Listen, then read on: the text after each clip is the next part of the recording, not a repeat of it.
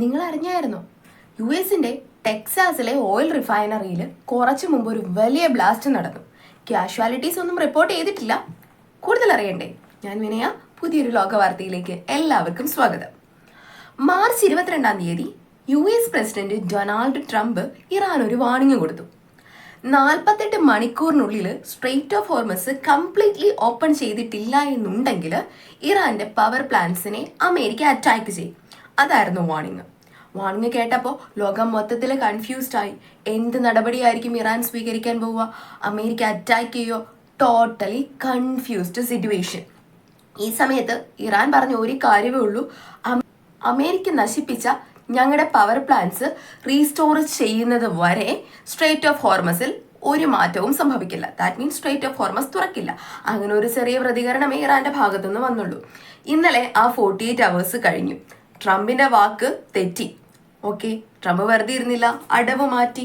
ഞാൻ എമർജൻസി സീസ് ഫയർ പ്രഖ്യാപിക്കാൻ പോവാ.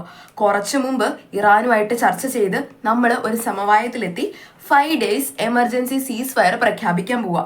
അത് മാത്രമല്ല, ഈ ഡേയ്സിൽ അല്ലെങ്കിൽ ഇനി വരുന്ന ടാർഗറ്റ്സിൽ നമ്മൾ ഇറാന്റെ പവർ പ്ലാന്റ്സിനെ ടാർഗറ്റ് ചെയ്യുന്നേ ഇല്ല. പെട്ടെന്ന് ന്യൂസസിലൊക്കെ എമർജൻസി സീസ് ഫയർ വന്നപ്പം ലോകം മൊത്തത്തിൽ ചെറിയൊരു സമാധാനത്തിലേക്ക് വന്നു. പക്ഷെ തീർന്നില്ല. അപ്പോഴാണ് ഇറാന്റെ പ്രതികരണം വരുന്നത്. ഇങ്ങനെ ഒരു ചർച്ചയും നടന്നിട്ടില്ല. എമർജൻസി സീസ് ഫയർ എന്ന് പറയുന്ന ഒരു ഡിസിഷൻ അമേരിക്ക ഇറാനും തമ്മിൽ എടുത്തിട്ടുമില്ല. അപ്പോൾ ഇത് സ്വന്തമായിട്ട് ട്രംപിന്റെ ഡിസിഷൻ ആയിരുന്നു. ഇപ്പൊ ഇവിടെ ഒരു ക്വസ്റ്റ്യൻ ഉണ്ട്: എന്തുകൊണ്ടായിരിക്കാം ട്രംപ് ഇങ്ങനെ ഒരു ഡിസിഷൻ എടുത്തത്? അതിന് പ്രധാനമായിട്ടും പറയുന്ന ഒരു കാരണം ഓയിൽ പ്രൈസിൽ ഉണ്ടാവുന്ന ചേഞ്ചസ് ആണ്. ഇപ്പോൾ ഒരു സീസ് ഫയർ പ്രഖ്യാപിച്ചു എന്ന് തന്നെ ഇരിക്കട്ടെ, അല്ലെങ്കിൽ അങ്ങനെ ഒരു ന്യൂസ് വന്നെന്ന് തന്നെ ഇരിക്കട്ടെ, മാർക്കറ്റിൽ അങ്ങനെ ഒരു മാനിപ്പുലേഷൻ സംഭവിച്ചാൽ ഓട്ടോമാറ്റിക്കലി ഓയിലിന്റെ പ്രൈസ് ഡൗൺ ആവും. ഇന്നലെ അതാണ് സംഭവിച്ചത്. ഓയിലിന്റെ പ്രൈസ് ഡൗൺ ആയി. അങ്ങനെ വരുമ്പോൾ മാർക്കറ്റ് മാനിപ്പുലേഷൻ വഴി എണ്ണയുടെ വില കുറയ്ക്കാൻ പറ്റും. അത് അമേരിക്കയ്ക്ക് ലാഭമാണ്.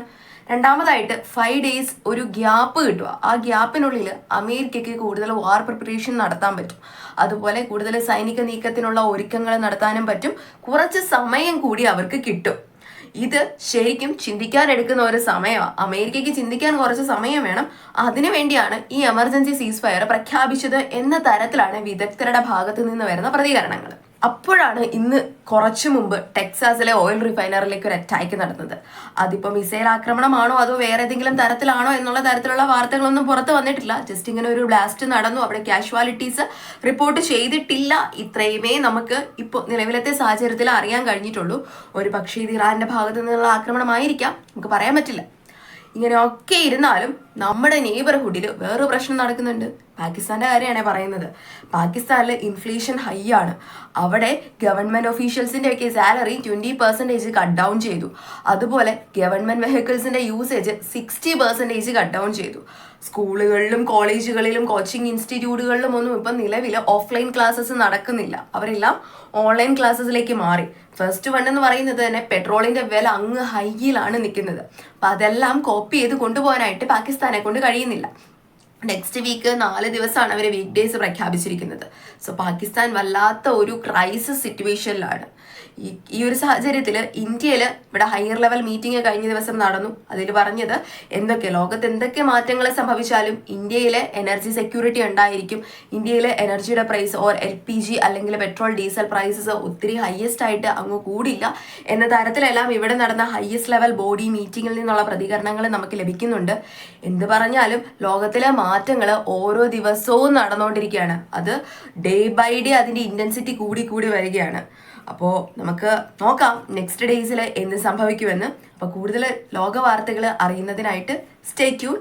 പുതിയൊരു വീഡിയോയിൽ കാണും വരെ താങ്ക് യു.